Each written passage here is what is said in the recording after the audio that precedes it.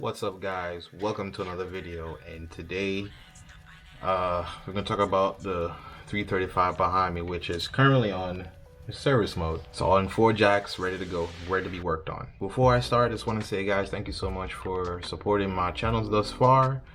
Appreciate your time. Go ahead and hit that subscribe button if you enjoy these kind of contents, and let's get down to it. Haven't been posted in a while, all right? You guys probably, some of you guys who watch me, you're probably wondering what happened, you know, where's the videos and stuff like that.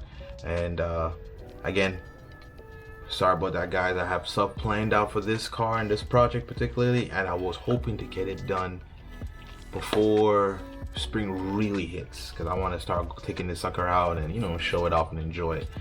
But pretty much most of the winter I've gone through some little issues. But let me just focus on what's really important, right? So for this particular vehicle, I've ordered or tallied up some stuff that's for maintenance and a couple upgrades and stuff like that, so I was ready to go.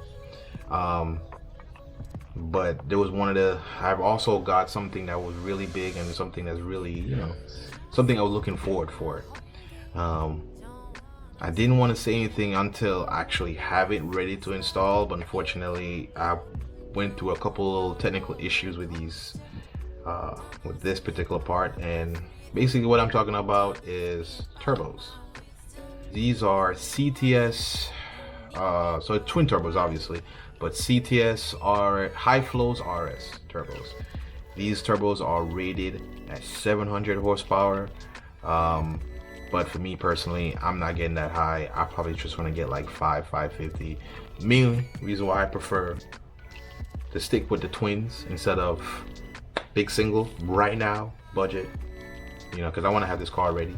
I did have the 30 FF code a while now, and I've done a lot of diagnostics off camera, and then it came to the conclusion that the turbos, which are Franken turbos, they're bad.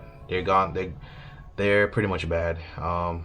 So got the smoke and everything.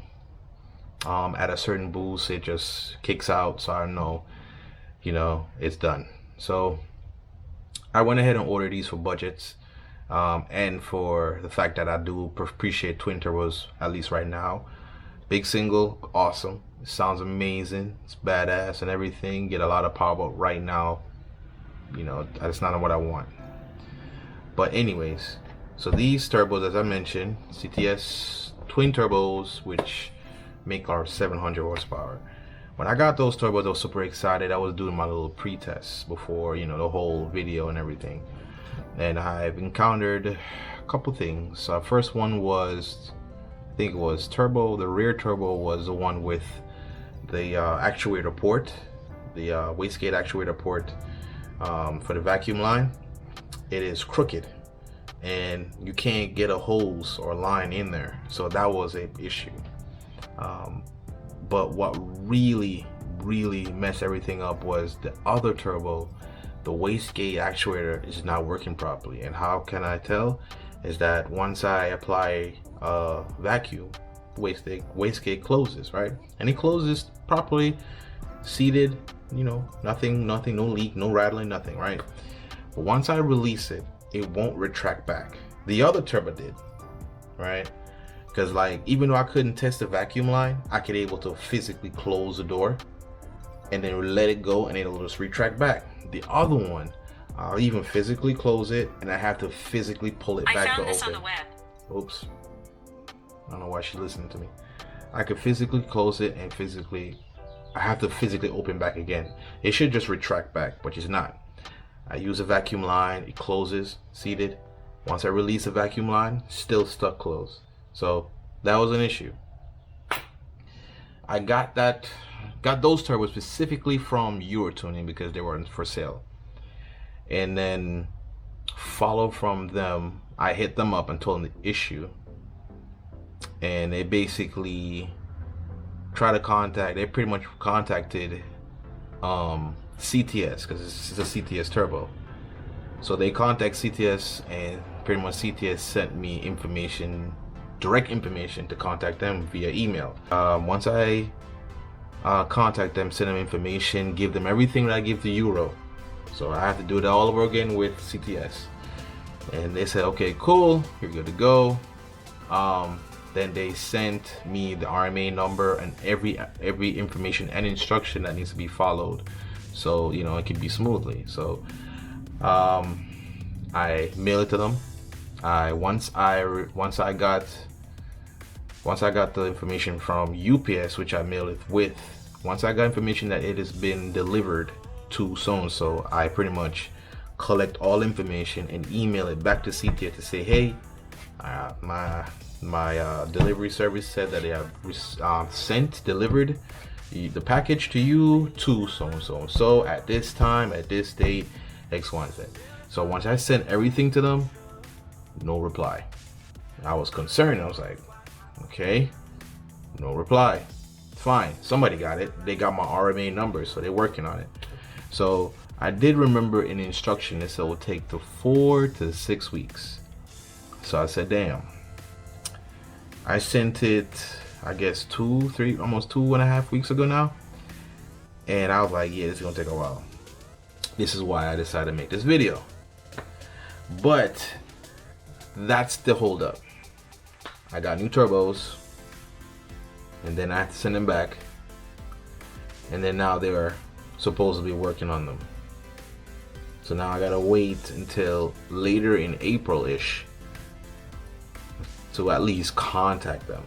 And then what bothers me is that with Euro tuning, I could contact them via phone and email. Great, and they're great customer service. Euro tuning, they're pretty much straightforward.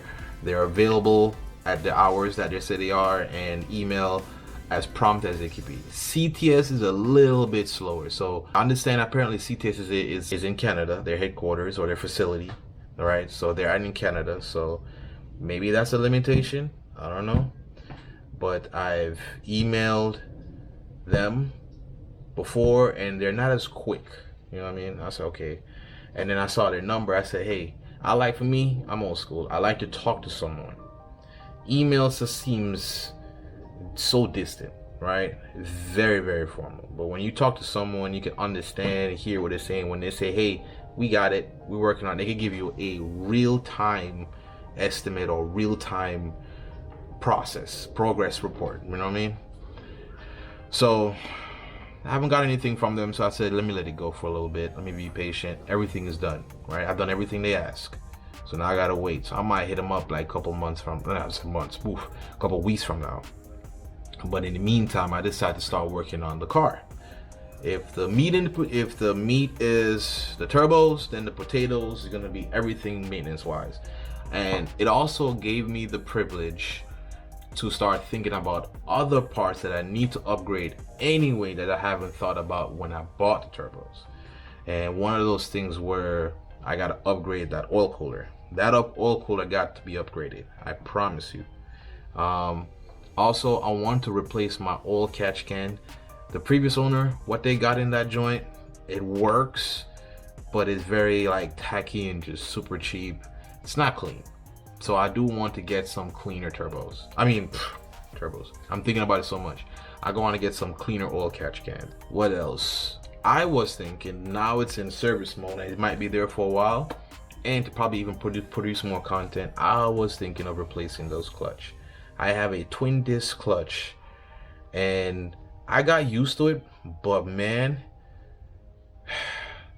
I mean, there are some clutches that are actually more easier to drive that could take in as much power as like say 5, maybe 600 horsepower. Because that thing, that's like mostly a track thing. When I say I drive in Atlanta, and if anybody's from Atlanta knows how Atlanta is, you could drive from Atlanta to Atlanta in 1 hour and 15 minutes on 85, or well, same thing, but it's a 75 or 85, or even if you decide to drive around the city, like in the city and all that stuff. I promise you, bro, your leg, my left leg, bro, I could kid you not, my left leg, bro, I think my left leg is probably more defined than my right. Constantly hold that sucker while I'm getting into traffic and go out. But look, just know that spare dip driving, it's not that bad, right? But when you constant stop and go, it sucks. And I guess that's just that just comes with the territory. If you want to be able to handle a lot more power, it comes with sacrifices. So in my situation, I don't need that right now. I still need to have a comfort, but have the availability to have decent power. And I think 500, 550 horsepower is more than enough for city and city driving. Like, I won't be the fastest, but I mean, I'll definitely be the quickest. At least one of the quickest. Right? But other than that, man, that's where we at right now. So this car is completely in service mode. Like I said, while waiting for the turbos, it allows me to tackle everything else. So once I do the turbos, it's like the big finale. Again, guys, I appreciate your patience. If you were waiting, thank you. Thank you for your support again. Don't forget to subscribe. All right, guys, take care.